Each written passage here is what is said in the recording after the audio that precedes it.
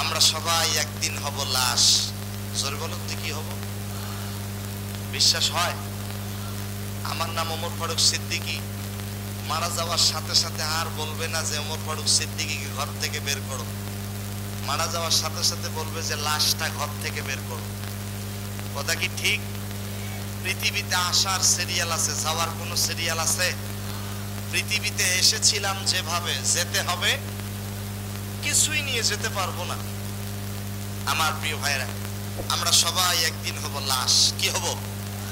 আর এই লাশ কবরে পৌঁছার আগেই পৌঁছে যাবে বাস।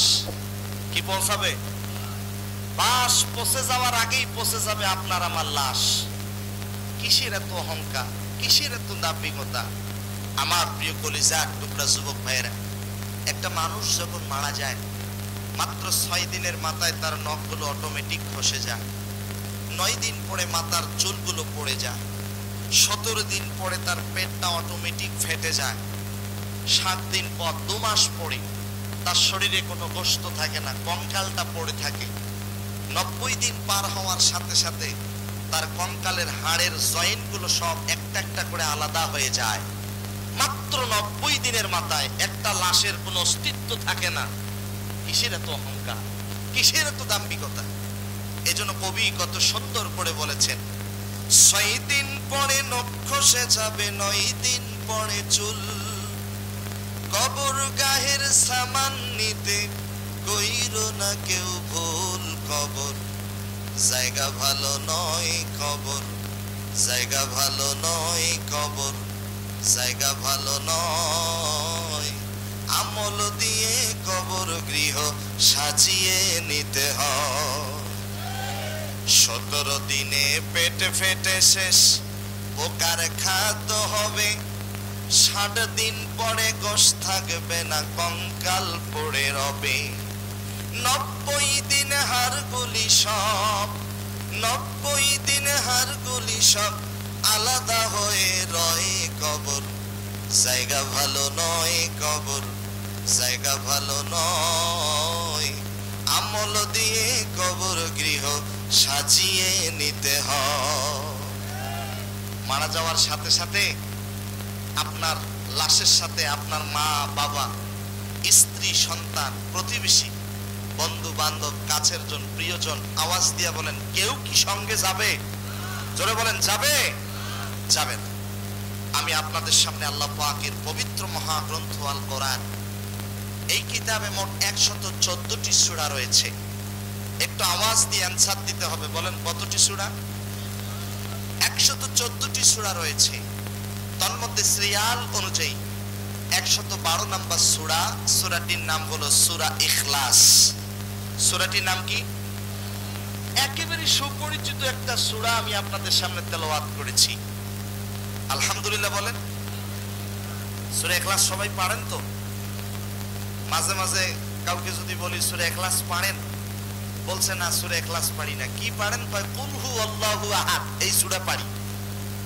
এই কুল হু আল্লাহু আহাদ এই সূরাটির নাম কি? সূরা ইখলাস। মাশাআল্লাহ। পবিত্র কোরআন আল কারীমের আওয়াজ দিয়ে বলেন কত নাম্বার সূরা? 112 নম্বর সূরা। এই সূরাটিতে মোট আয়াত রয়েছে 4টি। বলেন কয়টি? 4টি। পবিত্র কোরআন আল কারীমের একবারে ছোট্ট সূরা, 3 আয়াত বিশিষ্ট, সেই সূরাটির নাম হলো কাউসার।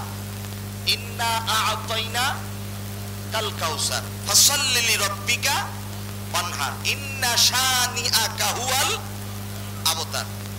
তো আজকে আমরা সূরা কাউসারের আলোচনা শুনবো না, ইনশাআল্লাহ আল্লাহ তৌফিক দিলে আমরা সূরা কাউসারের আলোচনা আরেকদিন শুনবো। বলেন ইনশাআল্লাহ। সূরা কাউসারে কয় আয়াত? 3 আয়াত। আর সূরা ইখলাসে মোট কয় আয়াত? 4 আয়াত। সূরা ইখলাসের ভিতরে মোট 15টা শব্দ রয়েছে। কয়টা? 15টা শব্দ রয়েছে। শুরুতে 7টা শব্দ, শেষে 7টা শব্দ। মাঝখানের শব্দটার নাম হলো ইয়ালিদ। কি বললাম? ইয়ালিদ। এই সূরাটিতে শুধুমাত্র কেবলমাত্র জের হলো একটি। জের কয়টি? একটি। সূরাগুলোতে প্রত্যেকটা সূরাতে জবর, জের, পেশ অনেক রয়েছে, কিন্তু সূরা ইখলাসের ভিতরে জের মাত্র কয়টি? একটি। একটি এবিসির কি কারণে আল্লাহ পাক দিলেন?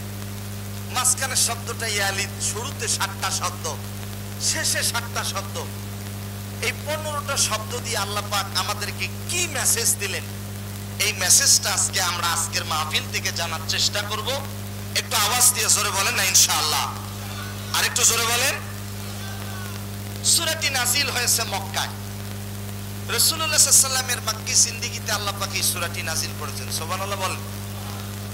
তাহলে আপনারা আমার প্রিয় মুসল্লি, এখানে আমার অনেক মুসল্লিদেরকে দেখতে পাচ্ছি যাদেরকে আমি প্রত্যেক জুমায় সামনের কাতারে দেখি। এমনকি আজকের মাহফিলের যে আয়োজক, এই আয়োজকদের ভিতর থেকে এই এলাকার একজন ছেলে, এই এলাকার একজন ভাই, সুমন ভাই, আমি যেদিনই জুমার দিনে আসি, আসার পরে দেখি উনি সর্বপ্রথম মসজিদে গিয়ে বসে আছে প্রত্যেক জুমা। এরকম যুবকরা, এই যে এলাকার যুবকরা যাত্রার প্যান্ডেলের আয়োজন না করে, গান বাজনার আয়োজন না করে কোরআনের মাহফিলের আয়োজন করছে, আওয়াজ দিয়ে বলেন আপনারা খুশি না বেজার? এই যুবকগুলোর জন্য দোয়া করি আল্লাহ পাক প্রত্যেকটা যুবককে খালিদ বিন ওলীদের কাতারে কবুল করুন। এই মাহফিলটা যেন জান্নাতে যাওয়ার মাধ্যম হিসেবে আল্লাহ তাআলা কবুল করেন। আওয়াজ দিয়ে বলতে হবে, পবিত্র কোরআন আল কারীমের কত নাম্বার সূরা তেলাওয়াত করেছি? 112 নাম্বার সূরা। সূরাটির নাম কি? সূরা ইখলাস। এই সূরাটিতে মোট আয়াত কতটি? মোট আয়াত 4টি। মোট শব্দ কতটি? 15টি। সূরাটি নাজিল হয়েছে মক্কায় না মদিনায়? মক্কায়। আপনারা কি সূরাটা পারেন? তাহলে আসেন আমার সঙ্গে সবাই পড়েন। আউযু বিল্লাহি মিনাশ শাইতানির রাজীম। বিসমিল্লাহির রাহমানির রাহিম। কুল হুয়াল্লাহু আহাদ, আল্লাহুস সামাদ, লাম ইয়ালিদ ওয়া লাম ইউলাদ ওয়া লাম ইয়াকুল লাহু কুফুয়ান আহাদ। আল্লাহু আকবার বলেন। আল্লাহ রাব্বুল আলামিন বলেন, কুল হুয়াল্লাহু আহাদ, আল্লাহ এক, আল্লাহ অদ্বিতীয়, আল্লাহুস সামাদ, তিনি কারো প্রতি মুখাপেক্ষী নন। গোটা পৃথিবীর প্রাণীগুলো আল্লাহর দিকে মুখাপেক্ষী। লাম ইয়ালিদ ওয়া লাম ইউলাদ, তিনি জন্মগ্রহণ করেন নাই, তাকেও কেউ জন্ম দেন নাই। ওয়া লাম ইয়াকুল লাহু কুফুয়ান আহাদ, আল্লাহর সমকক্ষ পৃথিবীতে আর কেউ আছে নাকি? আরো জোরে বলেন, আছে? নাই। আমার প্রিয় ভাইরা, আমাদের প্রত্যেকের একটা আইডি কার্ড আছে না নাই? আছে। আইডি কার্ডের মধ্যে দেখবেন ওখানে লেখা আছে আইডি নাম্বার। কম্পিউটারে আপনার আইডি নাম্বারটা যদি সার্চ দেওয়া হয়, সার্চিং এ দেওয়া হয়, তাহলে আপনার গ্রাম, আপনার থানা, আপনার জেলা, সমস্ত তথ্যগুলো বেরিয়ে আসে। আসে কি আসে না? আসে। আমরা যারা দেশের বাহিরে যাই, আমরা একটা পাসপোর্ট ব্যবহার করি। এক সাইডে লেখা দেখবেন পাসপোর্ট নাম্বার, আছে না?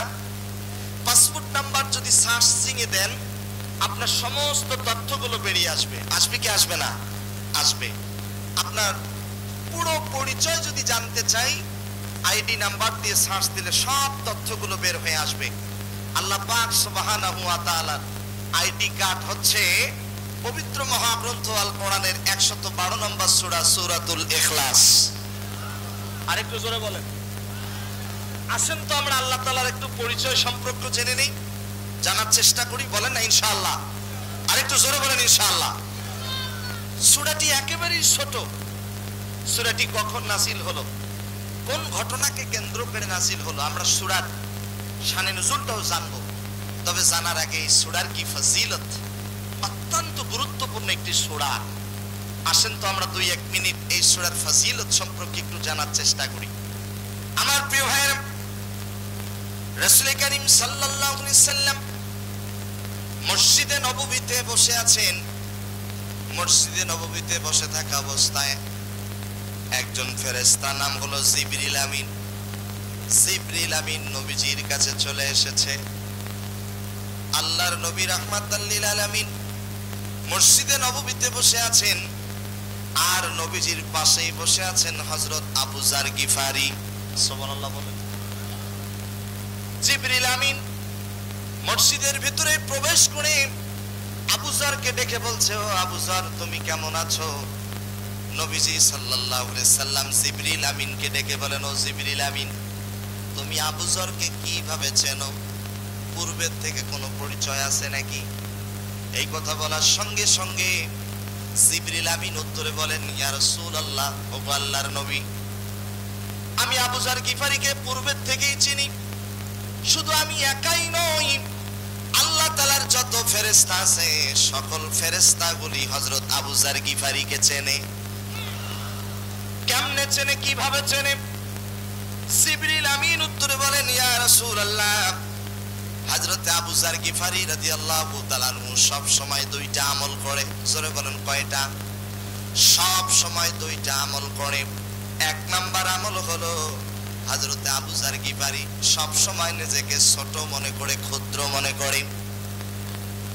আমাদের সমাজে নিজেকে যে ছোট মনে করবে, সমাজের বুকে আল্লাহ পাক সুবহানাহু ওয়া তাআলা তাকে বড় বানায়া দেবেন। নিজেকে ছোট ভাবা ভালো না খারাপ? আরো জোরে বলেন। আমরা তো সব সময় নিজেকে বড় মনে করি। আমার টাকা আছে, পয়সা আছে, বাড়ি আছে, গাড়ি আছে, চেহারা সুন্দর, নিজেকে বড় মনে করি, অহংকার করি। এরকম লোক আওয়াজ দিয়ে বলেন হাড়া গাছে আছে না নাই? আরো জোরে বলেন, আছে না নাই? বংশ মর্যাদা দিয়ে কেউ জান্নাতে যেতে পারবে না। পারবে নাকি? পারবে না। আমার প্রিয় কলিজার টুকরা হাড়া গাছের ভাইয়েরা, হযরত আবু যার গিফারি দুই নাম্বার আমল করেছে। জিবরিল আমিন ডাক দিয়া বলেন, হযরত আবু যার গিফারি সব সময় আরেকটা আমল করে, সব সময় সে সূরা ইখলাস পাঠ করে। কয়টা আমল?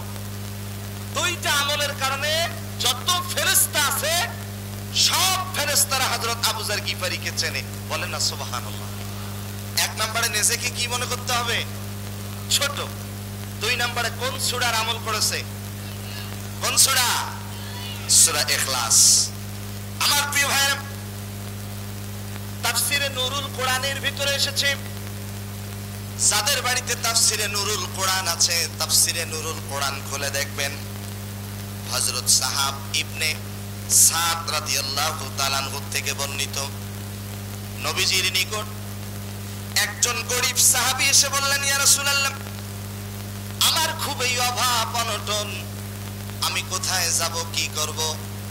আমার খাবারের কোনো ব্যবস্থা নাই, আমার খুবই অভাব। নবীজি তাকে দুইটা আমল শিখিয়ে দিলেন। সুবহানাল্লাহ বলেন। কয়টা আমল? দুইটা আমল শিখিয়ে দিলেন। আল্লাহর নবী ডাক দিয়া বলেন, ও সাহাবী, তুমি যখন বাড়িতে যাবা, বাড়িতে যাওয়ার পরে সর্বপ্রথম পরিবারের লোকদেরকে সালাম দিবা। কি দিবা? সালাম। আসসালামু ক্বাবলাল কালাম। আগে সালাম, তারপরে কালাম। সালাম মানে শান্তি, কালাম মানে কথাবার্তা। একটু জোরে বলেন না সুবহানাল্লাহ। আমাদের সমাজে এই সালামের প্রচলনটা একেবারেই উঠে যাচ্ছে। আবার যদিও বা কেউ সালাম দেয় স্টাইল করে, আসসালামু আলাইকুম, এরকম কিছু লোক আছে না নাই? একটু সালামটাও সহিভাবে দিতে পারে না। আপনাদের কি কষ্ট হচ্ছে? একটু জোরে বলেন তো আল্লাহু আকবার। নবীজি বললেন কয়টা আমল করবা? দুইটা। এক নম্বরে বাড়িতে গিয়ে কি দিবা? সালাম। পরিবারে যদি কোনো লোক না থাকে তাহলে নিজেই নিজেকে সালাম দিবা। আপনি পরিবারে গেছেন, পরিবারে কোনো লোক নাই, আপনি নিজেই নিজেকে সালাম দেন, আসসালামু আলাইকুম ইয়া আহলাল বাইত। বাড়িতে প্রবেশের আগে সালাম দিতে হবে। আর এখন তো আমরা সরাসরি বাড়িতে গিয়ে ঢুকি, সরাসরি বাড়িতে গিয়ে প্রবেশ করি। সালাম তো দেওয়া দূরের কথা, আব্দুল সালাম বাড়িতে আছিস, সালাম না দিয়ে বাড়িতে গিয়ে প্রবেশ করে। আপনি আপনার নিজের বাড়িতে প্রবেশ করতে গেলেও সালাম দিতে হবে, কারণ আপনার মা, আপনার উপযুক্ত একটা বোন আছে, বেপর্দায় আছে না পর্দায় আছে, কোন অবস্থায় আছে, আপনি বাড়িতে গিয়ে যদি সালাম দেন তাহলে তারা সতর্ক হয়ে যাবে, পর্দার সাথে থাকবে, আপনার সালাম গ্রহণ করবে। আওয়াজ দিয়ে কথা বলেন, কথা ঠিক কিনা? তাহলে পরিবারে গিয়ে কি দিতে হবে? সালাম। এরপরে নবীজি সাল্লাল্লাহু আলাইহি ওয়াসাল্লাম বলেন 2 নাম্বার আমল হলো বেশি বেশি করে সূরা ইখলাস পাঠ করবা। সাহাবী বাড়িতে গেলেন, 2টা আমল শুরু করে দিলেন। কিছুদিন পরে নবীজির কাছে এসে বলে, ও আল্লাহর নবী, আপনি যে 2টা আমল দিয়েছেন, এই 2টা আমল যেদিন থেকে শুরু করে দিয়েছি ওই দিন থেকে আল্লাহ পাক রব্বুল আলামিন আমার সকল অভাব অনটন দূর করে দিয়েছে। আমার প্রিয় ভাইরা, তিরমিজির মধ্যে একটি হাদিস এসেছে, হযরত আনাস রাদিয়াল্লাহু তাআলা আনহু হতে বর্ণিত, নবীজি সাল্লাল্লাহু আলাইহি ওয়াসাল্লাম বলেছেন, যে ব্যক্তি ঘুমানোর সময় 100 বার সূরা ইখলাস পাঠ করবে, কয়শো বার? 100 বার সূরা ইখলাস পাঠ করবে, তবে ওই ব্যক্তি ঘুমানোর সময় অবশ্যই ডান কাঁধে ঘুমাতে হবে। কোন কাঁধে? ডান কাঁধে ঘুমাবে। ডান কাঁধে ঘুমানোর সময় যদি 100 বার সূরা ইখলাস পাঠ করে আর ওই ব্যক্তিটার যদি মৃত্যু হয়ে যায়, আল্লাহ রব্বুল আলামিন কিয়ামতের ময়দানে ডান দিকে তাকে জান্নাতে যাওয়ার অনুমতি দিয়ে দেবে। আরেকটু জোরে বলেন না আল্লাহু আকবার।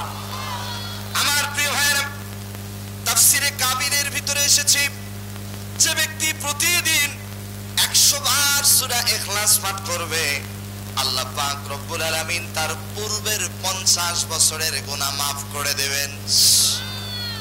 ছোট্ট একটা সূরা 100 বার তেলাওয়াত করলে আল্লাহ পাক পূর্বের 50 বছরের গুনাহ মাফ করে দেবেন। আরেকটু জোরে বলেন না সুবহানাল্লাহ। কষ্ট হচ্ছে আপনাদের? মন খারাপ করতেছেন? মাহফিলগুলোতে তো আমরা যাই, মাহফিলগুলোতে গিয়ে শুধু স্লোগান দেই, নারায়ে তাকবীর, আল্লাহু আকবার, তোমার নেতা আমার নেতা, বিশ্বনবী মুস্তাফা, স্লোগান দেই, ইমানি জজবা ভাসে, কিন্তু মাহফিলগুলোতে কি শিক্ষা নেই। আসেন আজকে একটু আমলের নিয়তে কথাগুলো শুনি। আল্লাহ তাআলা তৌফিক দান করুন। জোরে বলুন আমিন। আর একটু জোরে বলেন আমিন।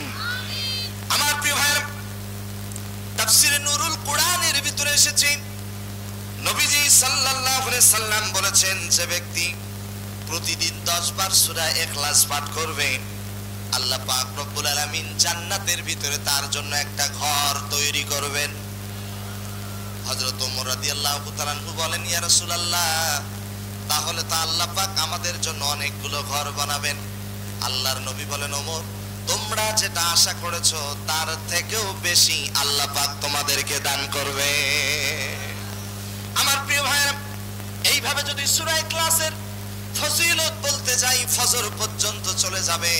সূরা ইখলাসের এই ছোট্ট সূরার ফজিলত শেষ করতে পারবো না। তবে ছোট্ট আরেকটা ঘটনা মনে পড়ে গেল। একজন গরিব সাহাবী আল্লাহর নবীর কাছে গিয়া বলে, ইয়া রাসূলুল্লাহ, আমি গরিব, আমি মোহরানা দিতে পারি না, এই জন্য আমাকে কেউ বিবাহ করতে চায় না। আমার হারা গেছে যুবক ভাইরা, জবান খুলে বলেন তো, বিবাহ করতে গেলে মোহরানা দেওয়া ফরজ না সুন্নত? যৌতুক নেওয়া হালাল না হারাম? হারা গেছে অবশ্য যৌতুক নাই। আপনাদের অ্যানসার, আপনাদের কথার আওয়াজ দেখেই মনে হলো যে আপনাদের এলাকায় যৌতুক নাই। আছে তা এত আস্তে বলেন কেন? হিম্মত নিয়ে জোরে বলেন, আছে। যৌতুক নেওয়া হালাল না হারাম? মোহরানা দেওয়া ফরজ। মোহরানা দেওয়া কি ফরজ? আমার প্রিয় ভাইরা, গরিব সাহাবী নবীজির কাছে গিয়া বলেন, ইয়া রাসূলুল্লাহ, আমি গরিব, এই জন্য আমার কেউ বিবাহ করতে চায় না, মোহরানা দিতে পারি না। একজন ধনী মহিলা ডাক দিয়া বলে, আমি আপনার বিবাহ করব, তবে শর্ত হলো 2টা। কয়টা? 2টা শর্ত যদি মেনে নেন তাহলে আমি আপনাকে বিবাহ করতে রাজি আছি। এই 2টা শর্ত হলো বিবাহের মোহরানা। 1 নম্বর শর্ত হলো প্রতিদিন আপনাকে 1 খতম কোরআন তেলাওয়াত করতে হবে। সাহাবী বলে, লাব্বাইক, আমি রাজি। সুবহানাল্লাহ বলেন। 2 নম্বর শর্ত হলো আপনাকে বেশি বেশি করে নফল রোজা রাখতে হবে। সাহাবী বলেন, আমি রাজি, আমি বেশি বেশি করে নফল রোজা রাখবো। 2টা শর্তে রাজি হয়ে গেল। আল্লাহর নবীজি তাদের বিবাহ পড়িয়ে দিলেন। বিবাহ হয়ে গেল। কিছুদিন পরে ওই মহিলা নবীজির কাছে অভিযোগ নিয়ে আসছে, ওগো আল্লাহর নবী, আমার স্বামী আমাকে 2টা শর্তে বিবাহ করেছে, আমি তাকে বিবাহ করেছিলাম, 2টা শর্ত দিয়েছিলাম, এই 2টা শর্ত মহরানা হিসাবে গণ্য হয়েছে।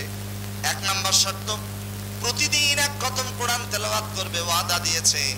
কিন্তু বিবাহের পরে ঠিক মতো কোরআন পড়েন, আপনি বিচার করেন। 2 নম্বরে বেশি বেশি করে নফল রোজা রাখতেছে, সে নফল রোজাও রাখেন, আপনি বিচার করেন। নবীজি মুস্কি হেসে সাহাবীকে ডাক দিয়া বললেন, ও সাহাবী, তুমি তো ওয়াদা দিয়েছো প্রতিদিন 1 খতম কোরআন তেলাওয়াত করবে, তাহলে করো না কেন? সাহাবী মুস্কি হেসে বলেন, ইয়া রাসূলুল্লাহ, আপনি তো বলেছেন আমার কোন উম্মত যদি 3 বার সূরা ইখলাস পাঠ করে 1 খতম কোরআন তেলাওয়াতের সওয়াব আল্লাহ পাক তার আমলনামায় দিয়ে দেবে। কয়বার? কোন সূরা? কোন সূরা? সূরা ইখলাস 3 বার পড়লে কয় খতম কোরআনের সওয়াব? 1 খতম কোরআন তেলাওয়াত করলে যেরকম সওয়াব আল্লাহ পাক সেরকম সওয়াব তার আমলনামায় দিয়ে দেবে। আরেকটু জোরে বলেন না সুবহানাল্লাহ। আল্লাহর নবী সাল্লাল্লাহু আলাইহি ওয়াসাল্লাম 2 নম্বরে প্রশ্ন করেছে, সাহাবী তুমি তো ওয়াদা দিয়েছো বেশি বেশি করে নফল রোজা রাখবে, রাখো না কেন? তোমার স্ত্রী অভিযোগ করেছে।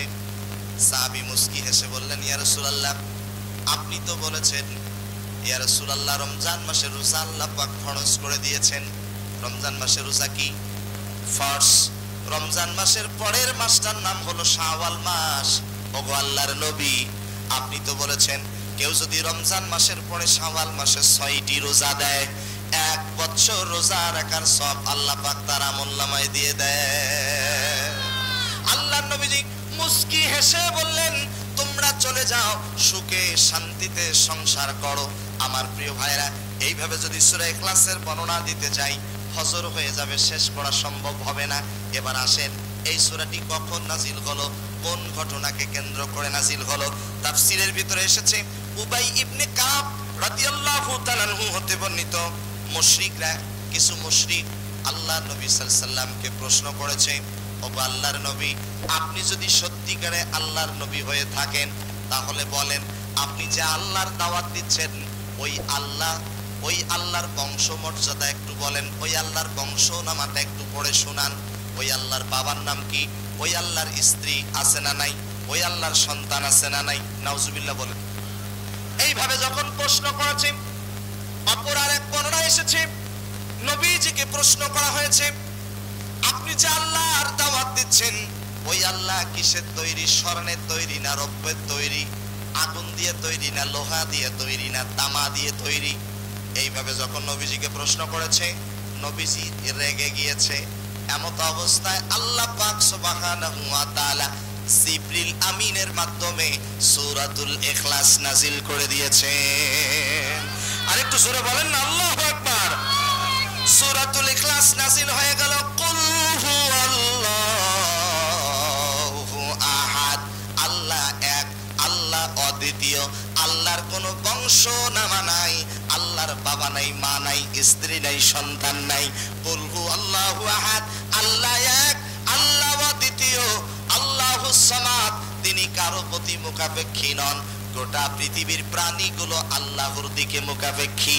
লাম ইয়ালিদ ওয়া লাম ইউলাদ, তিনি জন্মগ্রহণ করেন নাই, তাকেও কেউ জন্ম দেন নাই। ওয়া লাম ইয়াকুল লাহু কুফুয়ান আহাদ, আল্লাহর সমকক্ষ পৃথিবীতে আর কেউ নাই। আল্লাহু আকবার।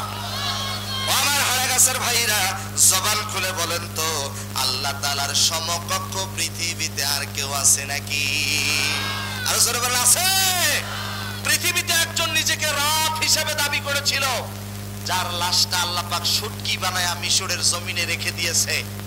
আওয়াজ দিয়ে বলেন, তার নাম কি? আরো জোরে বলেন। ফেরাউন নিজেকে কি রব হিসেবে দাবি করেছিল, হাজার হাজার লক্ষ লক্ষ শিশু সন্তানকে হত্যা করেছিল যেন মুসা পয়গম্বর পৃথিবীতে আসতে না পারে। কাফের মুশরিকরা ষড়যন্ত্র করে, আর আমার আল্লাহ পাক কৌশল অবলম্বন করে ইসলামওয়ালা কোরআনওয়ালাদেরকে বিজয় দান করে।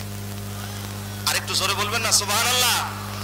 প্রশ্ন করতে পারেন, হুজুর তাহলে আমাদের প্রতি এত নির্যাতন জুলুম অত্যাচার কেন? ওই দিকে যদি চলে যাই আলোচনা অন্য পর্যায়ে চলে যাবে।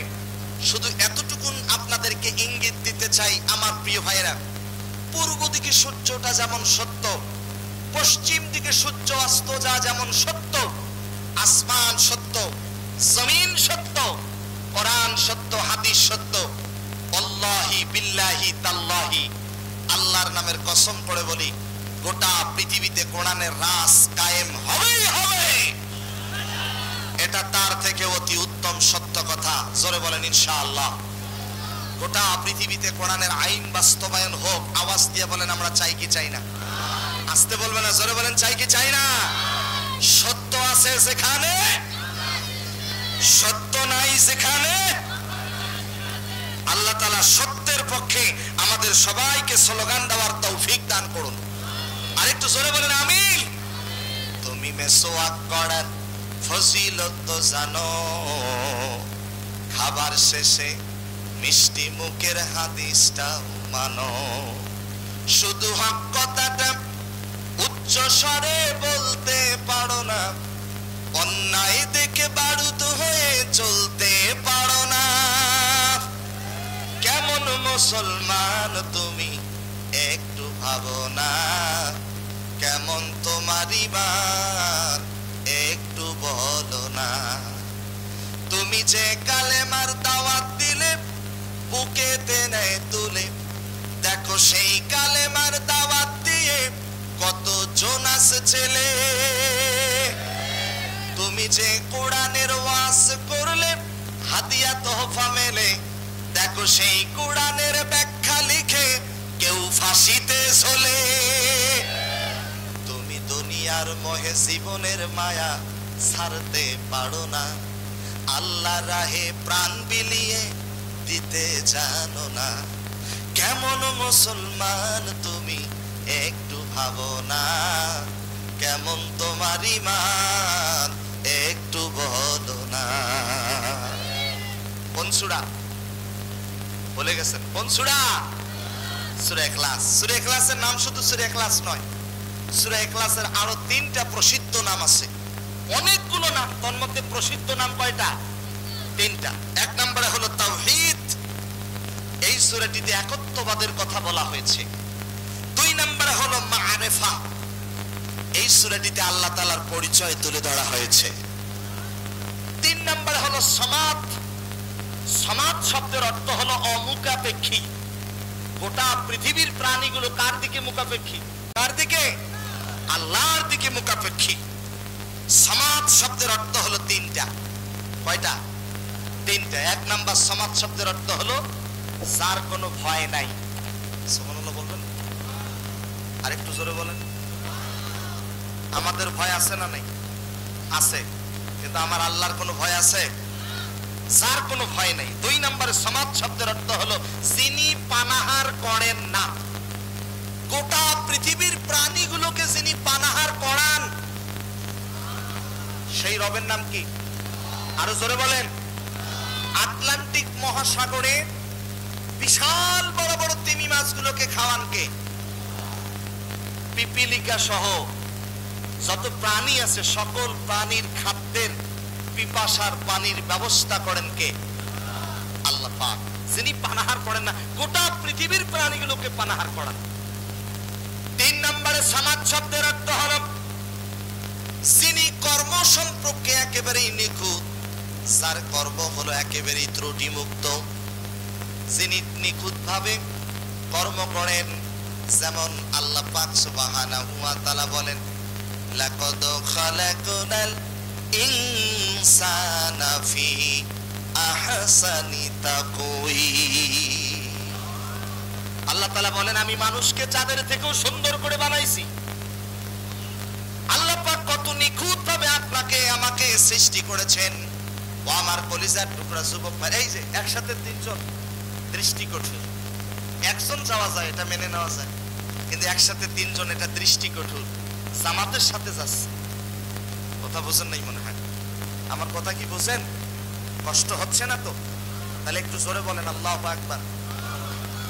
আমার যুবক ভাইয়েরা, আমার কথা যদি বুঝে থাকেন বলেন, যিনি কর্ম সম্পর্কে একেবারেই নিখুঁত, সেই রবের নাম কি? আরো জোরে বলেন। হাতের আঙ্গুল কয়টা? এই আঙ্গুলের নাম কি? বুড়ি। আচ্ছা হইল, হাড়াগাছি ভাষায় কইছে বুড়ি আঙ্গুল। আচ্ছা বুড়ি আঙ্গুল, বৃদ্ধা আঙ্গুল। আচ্ছা বলেন তো এই আঙ্গুলটার মূল্য আছে না নাই? আছে। আমার প্রিয় ভাইয়েরা, হারাগাছের মানুষ একেবারেই সাদা সিধে, উত্তরবঙ্গের মানুষ একেবারেই সাদা সিধে। আলহামদুলিল্লাহ, আল্লাহ তাআলা এই সাদা সিধে মানুষগুলোকে যেন মাফ করে দেন। একটু জোরে বলেন আমিন। আমার প্রিয় ভাইরা, এই যে বৃদ্ধাঙ্গুল, এই 1 ইঞ্চি জায়গার ভিতরে মেডিকেল সায়েন্সের ছাত্ররা এখানে যারা আছেন তারাই বুঝতে পারবেন।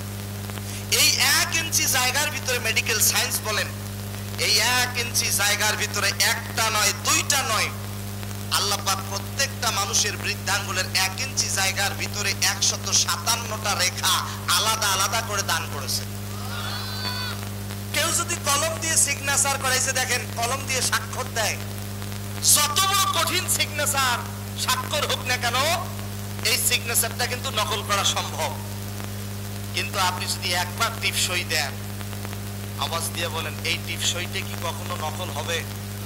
বাইরে একটু জোরে বলেন, হবে? আল্লাহ কত সুন্দর করে নিখুঁত ভাবে আপনাকে আমাকে সৃষ্টি করেছেন, একটু জোরে বলেন না সুবহানাল্লাহ।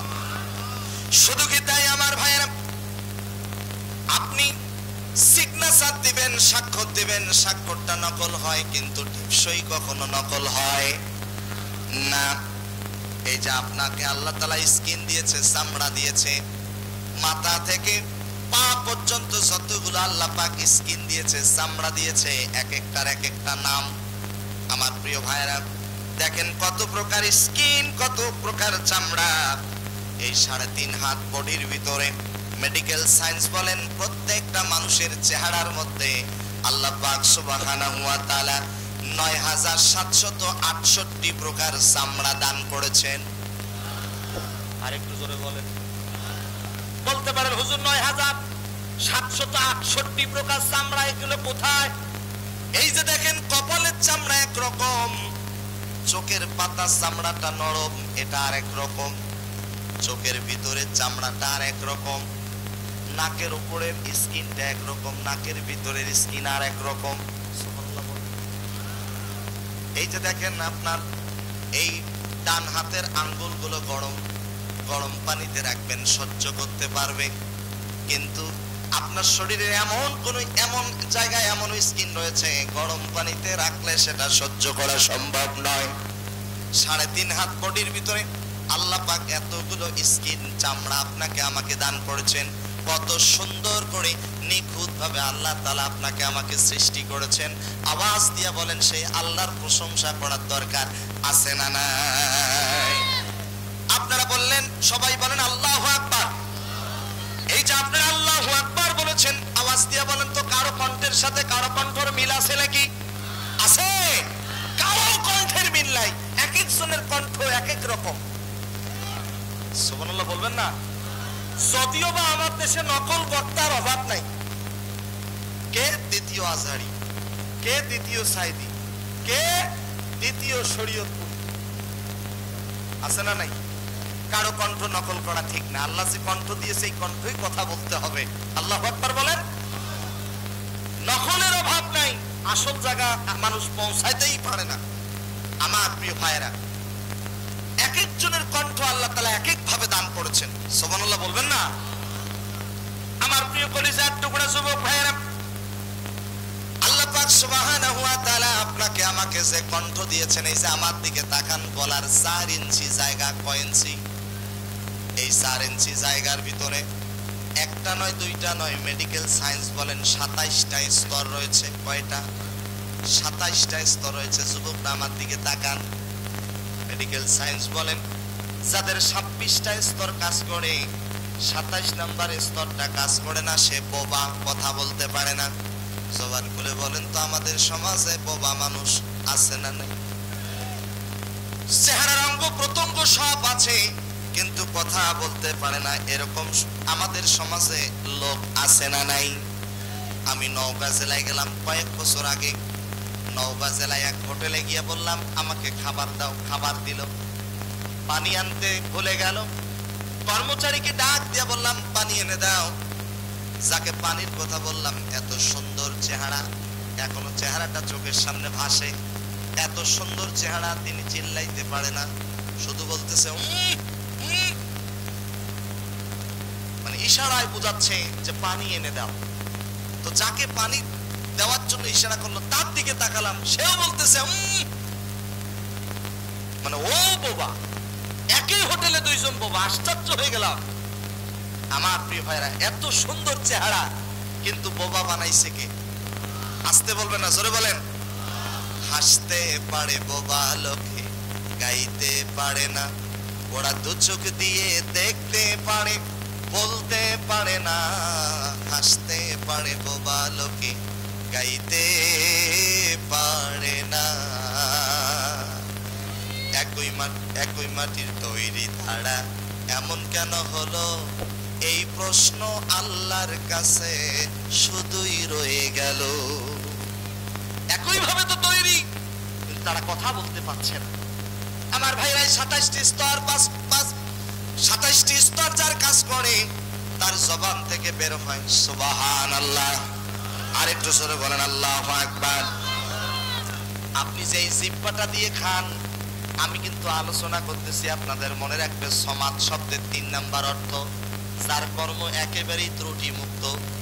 আল্লাহ পাক আপনাকে আমাকে যে জিহ্বাটা দিয়েছে, এই জিহ্বা দিয়ে লবণ কম হয়েছে কি বেশি হয়েছে, হলুদ কম হয়েছে কি বেশি হয়েছে, গরুর গোশতর কি মজা, মহিষের গোশতর কি মজা, খাসির গোশতর কি মজা, সব জিহ্বা বলে দেয়।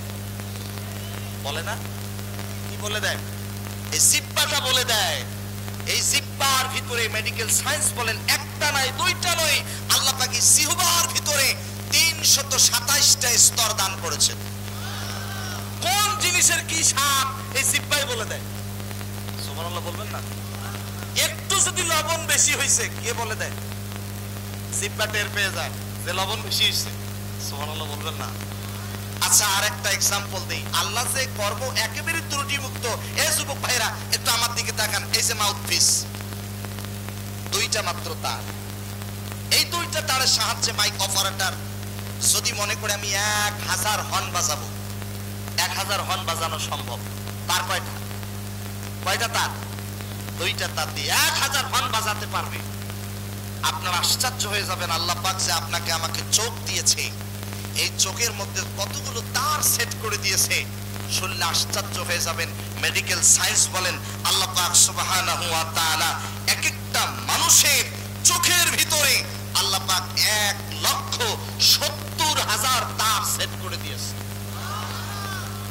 এতগুলো তার সেট করে দিয়ে তারপরে আপনি সেই চোখ দিয়ে আল্লাহর নাজ নিয়ামত গুলো দেখতে পাচ্ছেন। সুবহানাল্লাহ বলবেন না? আগামীকাল সকালবেলায় হারাগাছ পৌরসভার মাঠে গিয়ে সুবহানাল্লাহ বলিয়েন, একটু জোরে বলেন না সুবহানাল্লাহ। 1,70,000 তার সেট করে দিয়েছে। আওয়াজ দিয়ে বলেন সেই রবের নাম কি? আরো জোরে বলেন কি নাম? আমার প্রিয় ভাইরা, এজন্য আল্লাহ পাক রব্বুল আলামিন বলেন, কুল হুয়াল্লাহু আহাদ, আল্লাহ এক, আল্লাহ দ্বিতীয়। এই স্লোগান যারাই দিয়েছে, তারাই নির্যাতন, জুলুম, অত্যাচারের সুযোগ হয়েছে, অত্যাচারিত হয়েছে। কথা বলেন, কথা ঠিক কিনা? একজন কালো সাহাবী, একেবারেই কালো, মসজিদে নববীতে যিনি আজান দিতেন, যদি জানা থাকে বলেন তো তার নামটা কি? মাশাআল্লাহ, হযরত বেলাল। বলেন তো বেলালের চেহারাটা কালো ছিল না ফর্সা ছিল? আহা, কালো মানুষটা আল্লাহর কাছে প্রিয়। সুবহানাল্লাহ বলেন। আল্লাহ পাক বলেন, ইন্না আকরামাকুম ইনদাল্লাহি আতকাকুম, যার অন্তরে আল্লাহর ভয় যত বেশি, ওই ব্যক্তিটা আল্লাহর কাছে তত বেশি প্রিয় হয়ে যায়। জবান খুলে বলেন তো, আমাদের অন্তরে আল্লাহর ভয় আছে না নাই? আল্লাহর ভয় যদি থাকে তাহলে মিথ্যা কথা বলা যাবে না, চগলখড়ি করা যাবে না। আমাদের সমাজে চগলখড়ি বলেন তো আছে না নাই? মুনাফিকি আছে না নাই? সামনে এক কথা, পেছনে গিয়া আর এক কথা। আমার প্রিয় ভাইরা, খুব মনোযোগ। হযরত বেলাল রাদিয়াল্লাহু তাআলা আনহু, তিনি শুধু বলেছেন আল্লাহ এক, আল্লাহ দ্বিতীয়। এই কথা বলার অপরাধে হযরত বেলালকে মরুভূমির বালির উপরে ধরে নিয়ে গেছে। হযরত বেলালের 2 হাত 2 পায়ের মধ্যে লোহার পেরেক তার কাটা মেরে দিয়েছে। বেলাল শুধু বলেন আহাদ আহাদ আহাদ, কুল হুয়াল্লাহু আহাদ। এই কথা বলার সঙ্গে সঙ্গে হযরতে বেলালের জিহ্বার মধ্যে লোহার পেরেক তার কাটা মেরে দিয়েছে। হযরতে বেলাল কথা বলতে পারে না। অর্ধ পৃথিবীর রাষ্ট্রনায়ক খলিফাতুল মুসলিমিন হযরত ওমর রাদিয়াল্লাহু তাআলা আনহু সাথীদের সামনে বলতেছে, আমার সাথী ভাইরা, ইসলামের জন্য সব থেকে বেশি কষ্ট করেছে হযরতে বেলাল। এই কথা বলার সঙ্গে সঙ্গে হযরতে খাব্বাব লাব্বাইক বলে দাঁড়িয়ে গেছে। লাব্বাইক আমিরুল মুমিনিন, আপনি হযরত বেলালের কথা বললেন, আমি খাব্বাবের কথা বললেন না কেন? হযরত ওমর বলে, ও খাব্বাব, ইসলামের জন্য বেলাল কষ্ট করেছে সবার জানা আছে, কিন্তু তুমি খাব্বাব কি কষ্ট করেছো এটা তো আমাদের জানা নাই। এই কথা বলার সঙ্গে সঙ্গে হযরতে খাব্বাব গায়ের জামা খুলে দিলেন। হযরত ওমর রাদিয়াল্লাহু তাআলা তাকায় দেখেন হযরতে খাব্বাবের পিঠের মধ্যে বিশাল বড় বড় গর্ত দেখা যায়, কোমরের মধ্যে কোনো গোশত নাই।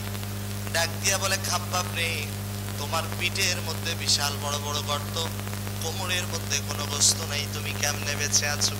হযরতে খাব্বাব চোখের পানি ছেড়ে দিয়ে কেঁদে কেঁদে বলেন, আমিরুল মুমিনিন, শুধুমাত্র কেবলমাত্র আল্লাহ তাআলা রহমতে আল্লাহ পাক আমাকে এই পৃথিবীতে বাঁচিয়ে রেখেছে। হযরত ওমর ডাক দেয়া বলে, ও খাব্বাব, তোমার এই পরিস্থিতি হয়েছে কেমনে? হযরতে খাব্বাব পরিস্থিতির বর্ণনা যখন দিলেন, হযরত ওমর চোখের মধ্যে পানি ধরে রাখতে পারলেন না। আমার হারা গাছের ভাইয়েরা, এই কথাগুলো শুনে যদি এক ফোঁটা চোখের পানি ফেলতে পারেন, জীবনটা ধন্য হয়ে যাবে। সাহাবায়ে কেরাম ইসলামের জন্য কতটা কষ্ট করেছে। হযরতে খাব্বাব যখন বর্ণনা দিচ্ছেন, ওগো আল্লাহর পয়গম্বর, আল্লাহর পয়গম্বর বিশ্বনবী জনাব মুহাম্মদুর রাসূলুল্লাহ সাল্লাল্লাহু আলাইহি সাল্লামের প্রিয় সাহাবী হযরত ওমরকে ডাক দিয়া বলে, ওমর, কাফের মুশরিকরা আমি খাব্বাবকে মরুভূমির বালির উপরে ধরে নিয়ে গেছে, দুইটি হাত পেছন দিক দিয়ে রশি দিয়ে বেঁধে দিয়েছে, দুইটি পা রশি দিয়ে বেঁধে দিয়েছে, উপর করে শোয়া দিয়েছে, জ্বলন্ত আগুনের অঙ্গারগুলো আমি খাব্বাবের পিঠের মধ্যে তুলে দিয়েছি। আমি খাব্বাবকে ডেকে বলে, ও খাব্বাব, বলো তুমি ইসলাম ছেড়ে দিবা কিনা? আমি খাব্বাব বলেছিলাম, একটা নয় দুইটা নয়, হাজারটা লক্ষ কোটিটা যদি জ্বলন্ত আগুনের অঙ্গার তুলে দাও, আমি খাব্বাব হাসতে হাসতে জীবন দেব, শহীদ হব, এরপরেও বাতিলের কাছে মাথা নত করব না। একটা মাত্র শব্দ, কুল হুয়াল্লাহু আহাদ, আল্লাহ এক, আল্লাহ অদ্বিতীয়। এই কথা বলার অপরাধে নির্যাতন, জুলুম, অত্যাচারের শিকার হয়েছে। শুধু কি তাই? ছোট্ট আরেকটা কথা মনে পড়ে গেল, আমার হারা গাছের কলিজার টুকরা যুবক ভাইয়ের একটু মনোযোগ। হযরতে খুবাইব রাদিয়াল্লাহু তাআলা, আল্লাহু আকবার বলেন। হযরতে খুবাইব, তাকে জেলখানায় আটকানো হলো। তখন তো আরে এই এখনকার দিনের মতো জেলখানা না, ঘরের মধ্যে বন্দী করা হলো। কষ্ট হচ্ছে আপনাদের? কথা কি বোঝেন? একটু জোরে বলেন তো আলহামদুলিল্লাহ। আরেকটু জোরে বলেন আল্লাহু আকবার। শেষ ভালো যার, সব ভালো। আমার বিশ্বাস পরিচিত মুখগুলো সামনে বসে আছে, আমরা মোনাজাত করে এখান থেকে বিদায় নেব ইনশাআল্লাহ। বলেন ভাইজান, যাই কই? প্রসাবে গেলে এক আঙ্গুল, বাথরুমে গেলে কয় আঙ্গুল? 3 আঙ্গুলের লোক তো হারা গেছে নাই। মাঝে মাঝে ভারতের আসামে দেখি 3 আঙ্গুল তোলে। আমি বললাম কেন? হুজুর একটা বিড়ি খেয়ে আসি। হারা গাছের লোক বিড়ি বানায় কিন্তু বিড়ি খায় না, এরা খুব ভালো। আমি প্রশংসা করি যে হারা গাছের মানুষ বিড়ি বানায় কিন্তু খায় না। খান নাকি? আল্লাহ হেফাজত করুন। জোরে বলেন আমিন। আরো জোরে বলেন হ্যাঁ, আল্লাহ হেফাজত করুন। বিড়ি খাওয়া যেখানে আমরা আছি সেখানে আছেন নাকি? নাই। আল্লাহ একটু আমাদের, আল্লাহ তাআলা আমাদের সবাইকে হেফাজত করুন। একটু আওয়াজ দিয়ে জোরে বলেন আল্লাহুম্মা আমিন। হযরত খুবাইবকে বন্দী করা হলো। আমার দিকে তাকান please, come to my point. হযরতে খুবাইবকে বন্দী করা হলো। হযরতে খুবাইব রাদিয়াল্লাহু তাআলা আনহু খাবার সব বন্ধ করে দেওয়া হলো। এ ভাই, হ্যালো, এ ভাই, ও ভাই প্লিজ আপনি। হযরতে খুবাইব রাদিয়াল্লাহু তাআলা আনহুকে বন্দী করা হলো। হযরতে খুবাইবের খাবার দাবার বন্ধ করে দেওয়া হলো, না খেয়ে যেন মারা যায়। দরজা জানালা বন্ধ, খাওয়া দাওয়া বন্ধ। কয়েকদিন পর দরজা খুলে দেখি হযরতে খুবাইবের চেহারা আগের থেকে আরো অনেক ভালো হয়েছে। গোয়েন্দা সেট করে দিল, কারণ কি, ব্যাপার কি, একটু তথ্য নেও। গোয়েন্দা রাতের বেলা দরজার কোণা দিয়ে খেয়াল করে দেখে হযরতে খুবাইব রাত্রি যত গভীর হয় ইবাদতে মগ্ন হয়, নামাজে দাঁড়িয়ে যায়। নামাজে যখন সালাম ফিরায়, আসসালামু আলাইকুম ওয়া রাহমাতুল্লাহ, আসসালামু আলাইকুম ওয়া রাহমাতুল্লাহ, সালাম ফিরানোর সঙ্গে সঙ্গে দেখেন হযরতে খুবাইবের সামনে কে যেন বিশাল বড় বড় আঙ্গুরের জোপা নিয়ে উপস্থিত হয়। গোয়েন্দা পরের দিন রিপোর্ট পেশ করতেছে, আল্লাহর নামের কসম করে বলি এত বড় বড় আঙ্গুর ফল পৃথিবীতে আমি আর কোনোদিন দেখি নাই। এই আঙ্গুর ফলগুলো জান্নাত থেকে পাঠিয়ে দিয়েছেন কে? আরে জোরে বলেন কে? আমার প্রিয় ভাই, কুল হুয়াল্লাহু আহাদ, আল্লাহ এক, আল্লাহ অদ্বিতীয়। এই স্লোগান যদি আপনি বর্তমানও দিতে যান, আপনার প্রতি নির্যাতন, জুলুম, অত্যাচার নেমে আসবে। আমরা সব অত্যাচার সহ্য করতে রাজি আছি। আওয়াজ দিয়ে বলেন আমাদের এক নম্বরে, আওয়াজ দিয়ে বলেন আমাদের রবের নাম কি?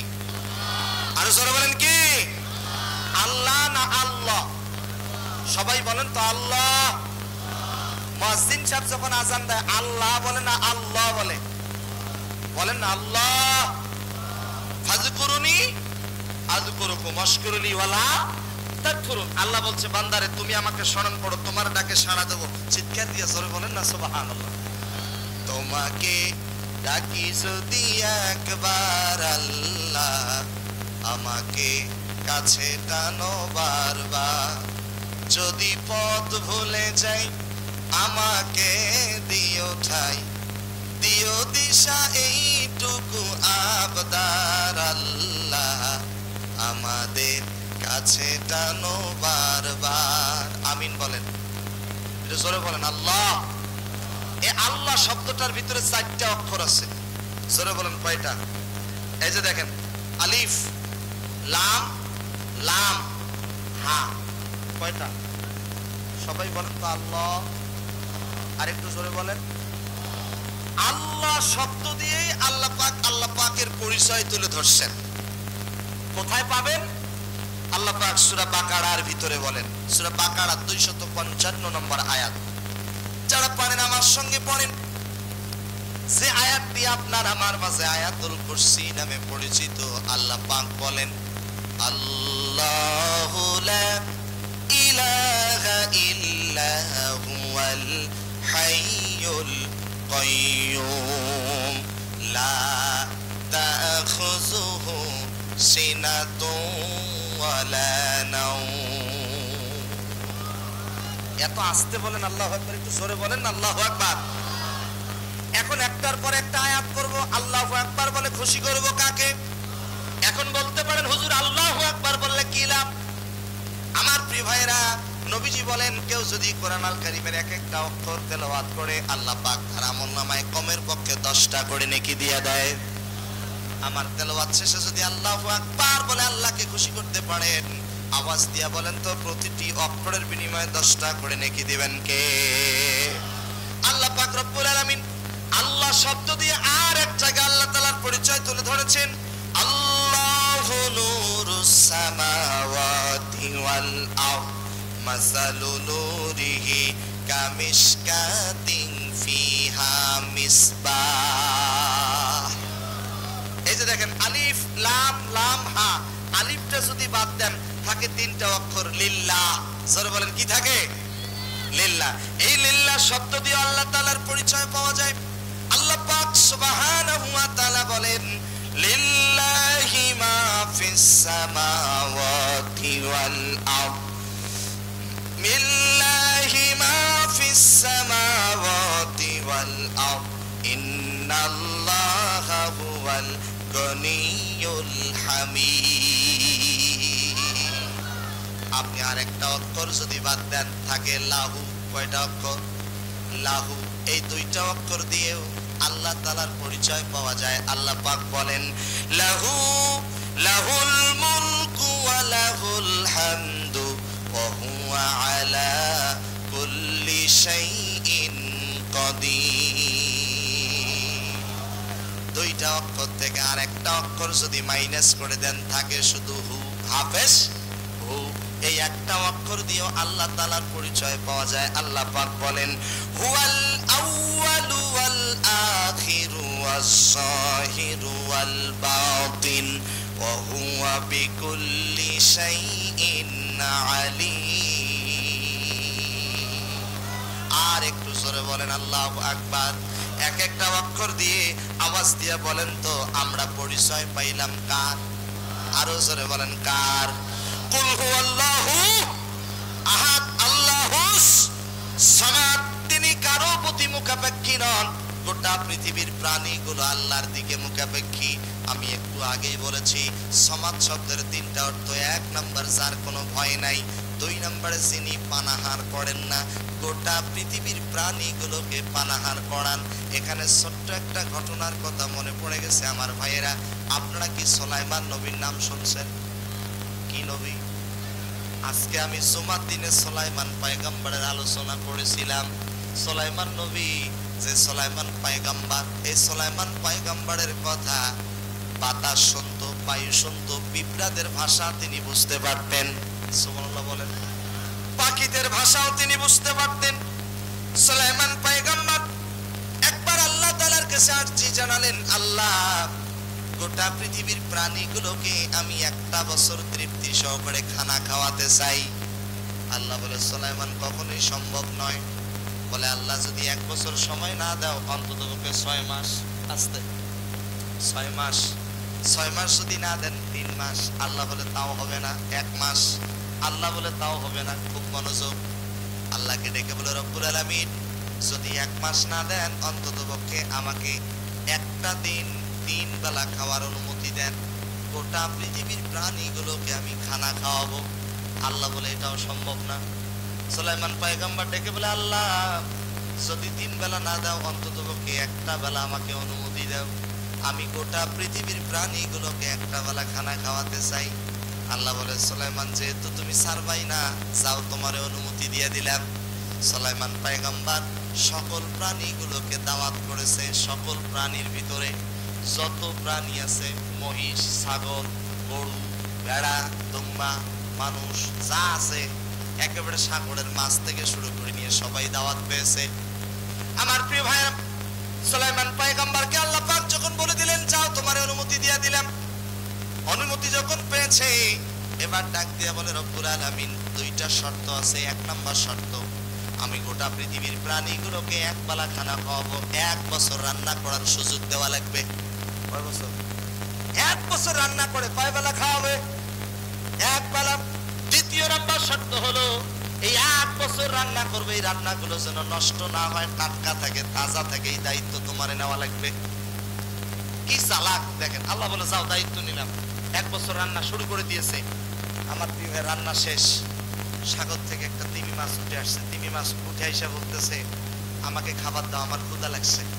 সুলাইমান পয়গম্বর বলে সিরিয়াল অনুযায়ী বসতে হবে, তারপরে খাবার। তিমি ডেকে বলে দেখেন ক্ষুধার তাড়নায় যদি মরে যাই আমার মৃত্যুর দায়ভার কিন্তু আপনাকেই নেওয়া লাগবে। এই কথা যখনই বলেছে সুলাইমান পয়গম্বর ডেকে বলে যাও তোমার অনুমতি দিলাম, গিয়ে খেয়ে নাও। আমার প্রিয় ভাইরা রান্না করতে করতে বিশাল বড় পাহাড়ের সমান হয়ে গেছে। আল্লাহু আকবার বলবেন না? বিশাল বড় বড় পাহাড়ের সমান রান্নাগুলো হয়ে গেছে। যখনই অনুমতি পেয়েছে খাবার খাওয়া শুরু করছে। 1 লোকমায় তিমি মাছ 1 বছরের রান্না খেয়ে ফেলছে। আর একটু জোরে বলবেন না আল্লাহু আকবার। কয় বছরের রান্না? আরো জোরে বলেন কয় বছরের রান্না? 1 বছরের রান্না 1 লোকমায় খেয়ে ফেলছে। তিমি মাছ ডেকে বলে ও সুলাইমান 1 বছরের রান্না 1 লোকমায় খেলাম, তোমার কাছে আমার একটা আবদার। আমার পেটের 3 ভাগের 1 ভাগ পূরণ হয়েছে, এখনো 2 ভাগ ফাঁকা আছে। তাড়াতাড়ি খাবার দাও। পেটের 3 ভাগের 1 ভাগ পূরণ হয়েছে, এখনো 2 ভাগ ফাঁকা আছে।